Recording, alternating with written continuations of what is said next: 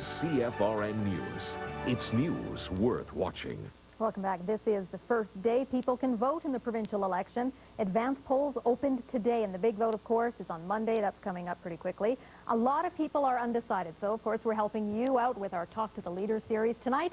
New Democrat leader Raj Pannu here to answer your questions. Thanks for coming in. My pleasure, Shawna. I don't see your T-shirt, though, the Raj Against the Machine T-shirt today. We were wondering whether you were going to have it. I thought we should have brought one for you. Oh, for me? Of course, for anybody that may not be familiar with that, it's a play on Rage and the Machine, the rock band, and, of course, in your sense, the Machine being the Tories.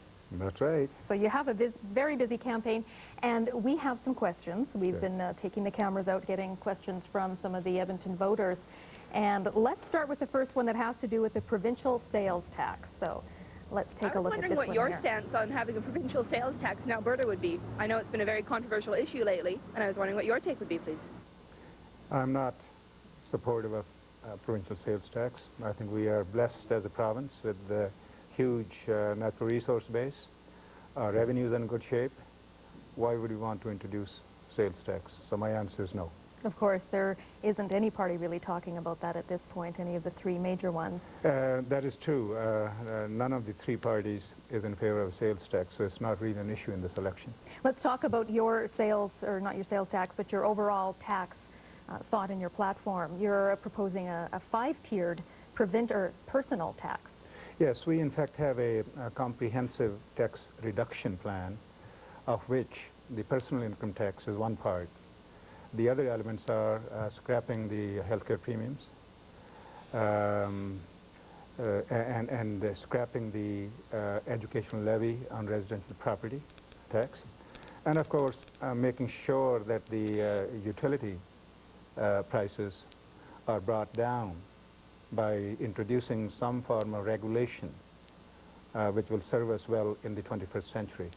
Right now, the utility costs are so high for most Albertans, whether they're residential consumers, whether they're industry owners, or whether they're business people. I was talking today actually about to someone from Washington, D.C. about the crisis that deregulation has created both in U.S. and here. And our party is the only party that clearly says that deregulation must be stopped, we must reverse it, and bring into place a new arrangement through which we can regulate both the supply of electricity and natural gas and have prices that are stable and reasonable. Of course, your election platform is $2.3 billion is what you'd estimate in spending in the first year. The Liberals are saying basically this platform would set the province backward. They're charging it's not anything really new. I think that's the kind of response that you would have expected from Mr. Klein. And the present leader of the Liberal Party has taken positions and policy positions which are difficult to differentiate, difficult to distinguish from those of the present Tories. So you have two Tory parties telling us something about our plan, but our plan in the first year 2001, year 2002, will have a price tag which is $1 billion less than the current Tory plan. So they're not telling people the truth. They're not providing the correct information. Let's go to our next clip right now. A question from a U of A student. This is James Thompson. Is he going to actually give us education cuts and stuff like that? Drop down tuitions or at least hold them where they are instead of raising them up? Like, I don't know. I'm just concerned if he's actually going to do something, or is he going to just, say all these things like Jean Chrétien and not do anything in the end? Frustrated about tuition fees. I think Dave Thompson is absolutely right. I have been talking to hundreds and hundreds of students at U of A campus, at U of C campus, at U of Lethbridge, colleges, Mount Royal College in Calgary, Grand McEwen College here. Every post-secondary student is worried and angry about the fact that in this province, where we have such huge surpluses in the billions of dollars over the last several years, tuition fees are going up without any break, and there's no reason for it. It is shedding, the rise in tuition fees is shutting the doors in the faces of Albertans who are qualified otherwise to go to college and university and become highly valuable and productive citizens of our province in the future. You're proposing cutting the tuition fees by 30%. That would be $120 million a year. That's expensive. Where would you find all the money for that? Well, if we can spend $1 billion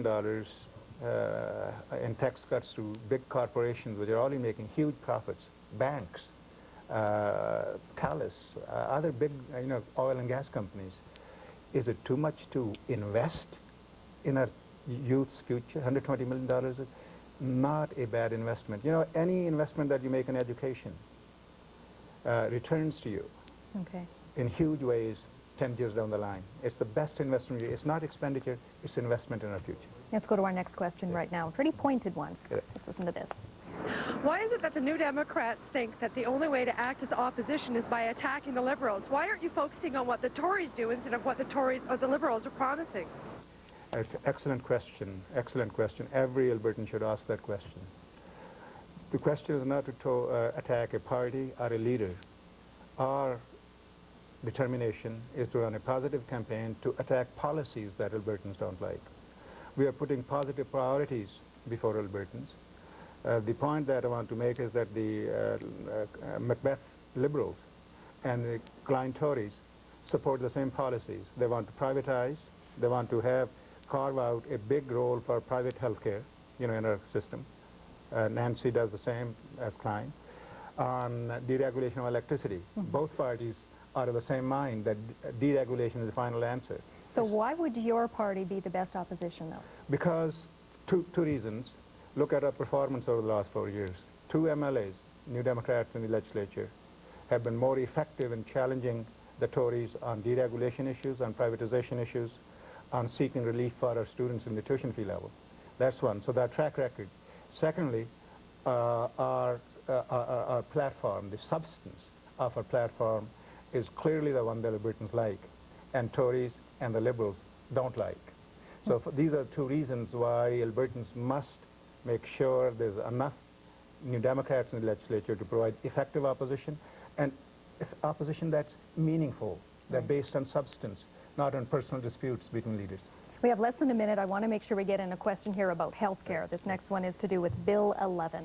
Yes. What do you plan to do about Bill 11? Are you going to allow it to become a two-tiered health care system, or are you going to actually put a stop to that altogether?